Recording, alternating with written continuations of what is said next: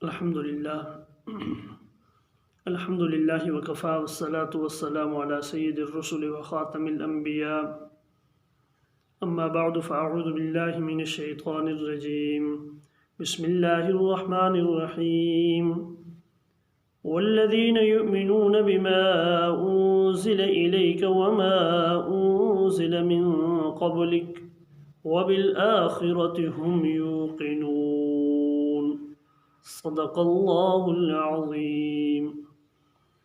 لفظی ترجمہ، والذین اور جو لوگ یؤمنون ایمان رکھتے ہیں، بما اس چیز پر، انزل جو نازل کیا گیا، الیک آپ کی طرف، وما اور جو انزل نازل کیا گیا، من قبلک آپ سے پہلے، وبالآخرت اور آخرت پر، ہم یوقنون وہ یقین رکھتے ہیں۔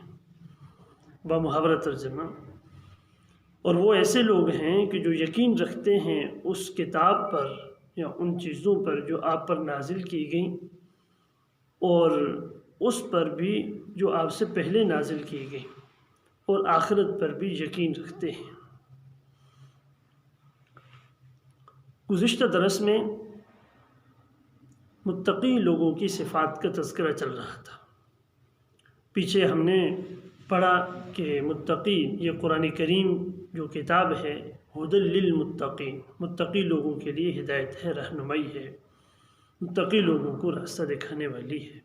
اس پہ پھر اعتراض ہوا تھا کہ متقیوں کے لیے ہدایت کا ہونا تو کوئی کمال کی بات نہیں ہے، کمال تو یہ تھا کہ یہ نافرمانوں کے لیے ہدایت بنتی، اللہ کے مجرموں کے لیے ہدایت بنتی۔ اس کا جواب عرض کر دیا تھا۔ پھر الذین یؤمنون بالغیب سے متقی کون لوگ ہیں، متقی کہتے کسے ہیں، اور پھر کون کون سی صفات ہیں جو کسی انسان کے اندر پائی جائیں تو وہ بندہ متقی بن سکتا ہے، یعنی متقی بننے کے لیے کون سی صفات کا اپنانا ضروری ہے، متقی بننے کے لیے اپنی زندگی کے اندر کون سی صفات اپنے اندر پیدا کرنی ضروری ہیں۔ جو انسان اپنے اندر وہ صفات پیدا کر لے وہ اللہ جل جلالہ عم نوالہ کا انتہائی مقرب بن جاتا ہے، اللہ کا برگزیدہ بن جاتا ہے، اللہ کی ذات علی کا خوف و خشیت اس کے دل کے اندر پیدا ہو جاتی ہے، وہ اللہ کے فرمانبرداروں میں اس کا شمار ہوتا ہے، اللہ کے ولیوں میں اس کا شمار ہوتا ہے، اللہ اس کو اپنا مقرب بنا لیتے ہیں۔ وہ کون سی صفات ہیں؟ ان صفات کا تذکرہ چل رہا تھا، 3 صفات کا تذکرہ ہو چکا تھا۔ آج کے اس درس کے اندر اگلی 3 صفات کا تذکرہ ہے۔ کل 6 صفات ہیں متقی لوگوں کی کہ جن کے اندر جس بندے کے اندر یہ 6 صفات پائی جائیں گی وہ بندہ متقی ہے۔ چوتھی صفت میں والذین یؤمنون بما انزل الیک، کہ وہ لوگ ہیں متقی، وہ لوگ ہیں جو ایمان رکھتے ہیں، یقین رکھتے ہیں ان کتابوں پر، ان چیزوں پر جو آپ صلی اللہ علیہ وسلم پر نازل کی گئی۔ اب اس کے اندر قرآن کریم بھی شامل ہے۔ قرآن کریم چونکہ اللہ منزل من اللہ ہے، اللہ کی طرف سے نازل کیا گیا ہے، اس لیے قرآن کریم پر بھی ایمان لانا یہ متقی لوگوں کی صفات میں سے۔ اللہ کے نبی صلی اللہ علیہ وسلم نے فرمایا کہ صرف قرآن نہیں، فرمایا اوتیت القرآن ومثلہ معہ، کہ مجھے قرآن بھی دیا گیا اور قرآن کے ساتھ اس جیسی اور چیز بھی دی گئی۔ وہ کیا تھی؟ وہ حدیث مبارکہ تھی۔ گویا کہ احادیث مبارکہ بھی اللہ کی طرف سے ہے، لیکن حدیث اور قرآن میں پھر فرق کیا ہے؟ اس فرق کو سمجھیے، یہ فرق سمجھنا ضروری ہے۔ جی، قرآن اور حدیث کے اندر فرق یہ ہے کہ قرآن کے الفاظ اللہ کی طرف سے ہوتے ہیں، مفہوم بھی اللہ کی طرف سے ہوتا ہے۔ احادیث مبارکہ جو ہیں ان کا مفہوم اللہ کی طرف سے ہوتا ہے، الفاظ رسول اللہ کی طرف سے ہوتے ہیں۔ سمجھ آ گئی؟ یعنی ہر قرآن اور حدیث کی دو باتیں ہیں، اس کے الفاظ ہیں اور اس کا مفہوم ہے۔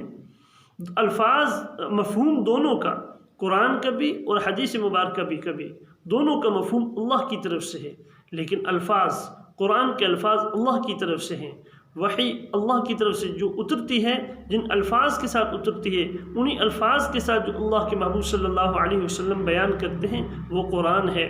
لیکن مفہوم اللہ کی طرف سے ہوتا ہے، جبریل آ کے مفہوم بتا دیتے ہیں، اس کو آگے اپنی زبان میں، اپنی تعبیر میں، اپنے تلفظ میں اس کا تلفظ کرنا، اس کو بیان کرنے کو حدیث مبارکہ کہتے ہیں، جو اللہ کے محبوب فرمایا کرتے تھے۔ یہ قرآن اور حدیث میں فرق ہے۔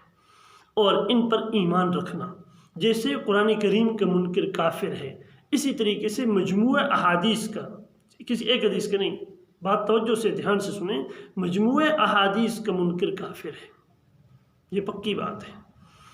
اس لیے پہلی صفت بیان فرمائی والذین یؤمنون بما انزل الیک، کہ جو کچھ اللہ کی طرف سے نازل کیا گیا اللہ کے محبوب صلی اللہ علیہ وسلم پر، اس پر ایمان رکھنا، اس پہ ایمان لانا، یہ متقین کی صفات میں سے۔ اور ہم نے وہ اس کے اندر، اور وما انزل، اگلی صفت جو ہے آ رہی ہے وما انزل من قبلک، پانچویں صفت وما انزل من قبلک، جو آپ سے پہلے نازل کیا گیا اس پر بھی ایمان رکھنا، یعنی پہلے جتنی کتابیں آئیں، جتنے پیغمبر آئے، جتنی شریعتیں آئیں، ان سب پہ ایمان رکھنا یہ بھی ضروری ہے۔ ہم ایمان مفصل کے اندر پڑھتے ہیں آمنت باللہ وملائکتہ وکتبہ ورسلہ والیوم الآخر وکتبہ ورسلہ، کہ میں ایمان لایا اللہ کی ذات پر، اللہ کی ذات پہ، آمنت باللہ وملائکہ، فرشتوں پہ بھی ایمان لایا، وکتبہ، اور پہلے جتنی کتابیں نازل ہو چکی ہیں ان سب پر ایمان لایا، ورسلہ، اور جتنے رسول نازل ہیں ان سب پر ایمان لایا۔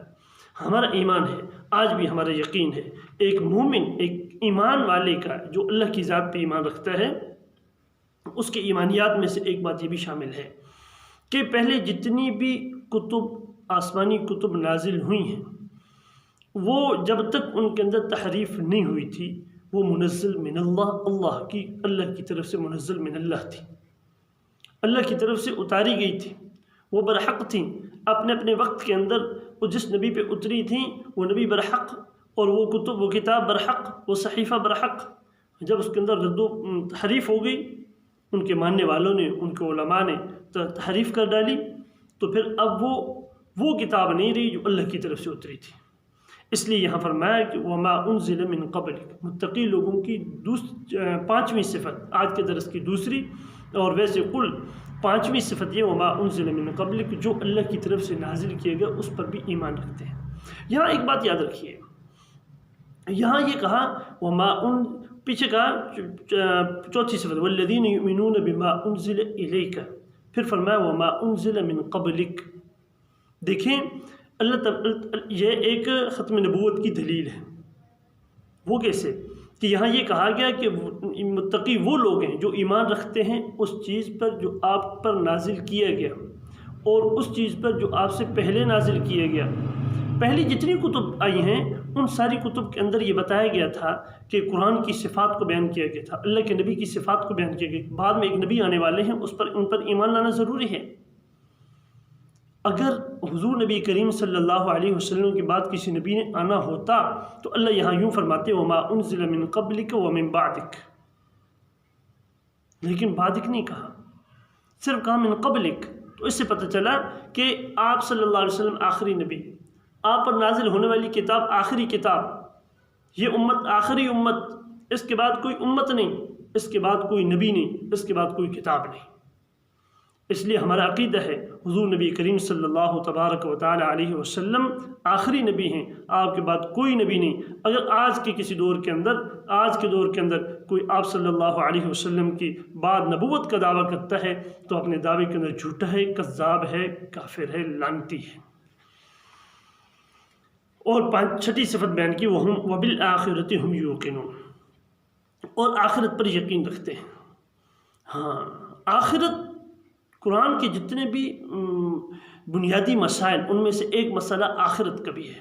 جیسے توحید کا مسئلہ بنیادی مسئلہ ہے، رسالت کا مسئلہ بنیادی مسائل میں سے ہے، اسی طریقے سے آخرت کا مسئلہ بھی بنیادی مسائل میں سے ہے۔ آخرت کے متعلق بے شمار آیات مبارکہ ہیں، احادیث مبارکہ ہیں۔ ہر انسان نے اللہ کے حضور پیش ہونا ہے، بلکہ ہم قیامت کبریٰ کا انتظار نہ کریں۔ اللہ کے نبی صلی اللہ علیہ وسلم فرمایا من مات، جو آدمی فوت ہو گیا، فقد قامت قیامتہ، اس کی قیامت قائم ہو گئی۔ جو جیسے دنیا سے گیا اس کی قیامت قائم ہو گئی، بلکہ اس کو تو دنیا میں رہتے ہوئے آج زندگی کے آخری لمحات میں جب موت کا وقت قریب آتا ہے تو ایمان بالغیب ختم ہو جاتا ہے. پھر تو جو فرشتے اس کی روح نکالنے کے لیے آتے ہیں وہ اس کے سامنے اس کو نظر آتے ہیں. اسرائیل علیہ السلام اس کو نظر آتے ہیں. اگر وہ نیک ہے، مرنے والا نیک ہے، اس نے اچھی زندگی گزاری ہے، تو پھر ملائک و اسرائیل اور اس کے ساتھ جو معاونین ہوتے ہیں وہ اس کے لیے خوشبوئیں لے کر آتے ہیں، جنت کے لباس لے کر آتے ہیں. اور اگر وہ بدبخت ہے، دنیا کے اندر زندگی اللہ کی نافرمانی میں گزاری ہے، اللہ کے حکموں کی خلاف ورزی میں گزاری ہے، تو پھر وہ جو اسرائیل علیہ السلام اس کے جو معاونین فرشتے ہوتے ہیں وہ ایک جہنم کا لباس لے کر آتے ہیں اور اس کے لیے بدبوئیں لے کر آتے ہیں. تو وہ ایک ایمان بالغیب کا معاملہ اس کا ختم ہو گیا. اب میں جب مرنے والے کے لیے آخرت کا پردہ ہٹ جاتا ہے، ایمان بالغیب جو ہوتا ہے وہ ختم ہو جاتا ہے اور فرشتے نظر آنے شروع ہو جاتے ہیں، پھر توبہ کا دروازہ بھی بند ہو جاتا ہے. اس سے پہلے مہلت ہے. ہم اللہ کی بارگاہ میں اللہ سے توبہ کر لیں، اپنے گناہوں کی توبہ کر لیں، اپنی زندگی گزشتہ جو زندگی جیسی گزر گئی اس پہ اللہ سے توبہ کر لیں، اللہ سے معافی مانگ لیں، گڑ گڑا لیں. آج وقت ہے.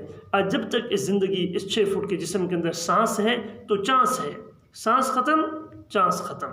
ہاں بس یہ اللہ رب العزت نے مجھے اور آپ کو موقع دیا ہے کہ ہم اپنی آخرت کو سنوار لیں. تو یہ آخر چھٹی صفت ذکر کی متقی لوگوں کی، وبالآخرۃ ہم یوقنون، کہ وہ آخرت پہ بھی یقین رکھتے ہیں.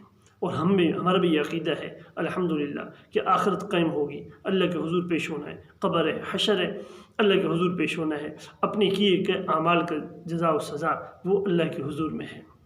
اس لیے اللہ کی عبادت میں لگ جائیے. عبادت تو ہے عبادت، لیکن عبادت تو کرنی ہے. لیکن جو نوجوان ہیں ان سے میری گزارش ہے کہ نوجوان کی عبادت کی اللہ کے ہاں بڑی قیمت ہے، بڑی قیمت ہے. جس کی نوجوانی اللہ کی عبادت میں لگ جائے، میں قیامت کے دن اللہ تبارک و تعالیٰ ان لوگوں میں اس کو کھڑا کریں گے، اس نوجوان کو. اللہ قیامت کے دن جہاں اللہ کے عرش کے سائے کے علاوہ کوئی سایہ نہیں ہوگا، وہاں ایک یہ شخص بھی ہوگا، یہ نوجوان بھی ہوگا جس کی ساری جوانی اللہ کی عبادت کے اندر گزر گئی ہو. ہاں تو ہم بھی نیت کریں، عزم کریں کہ انشاءاللہ العزیز جو زندگی باقی ہے اللہ کی نافرمانی میں نہیں، اللہ کی اطاعت کے اندر زندگی گزرے گی اور اللہ کی عبادت کے اندر زندگی گزرے گی. آگے رمضان المبارک کا مقدس مہینہ بھی آ رہا ہے، اس کی بھی قدر کریں اور اس کے اندر خوب اپنے آپ کو اللہ کا فرما بردار بنائیے اور عبادات کے اندر لگیے. وما علینا الا البلاغ.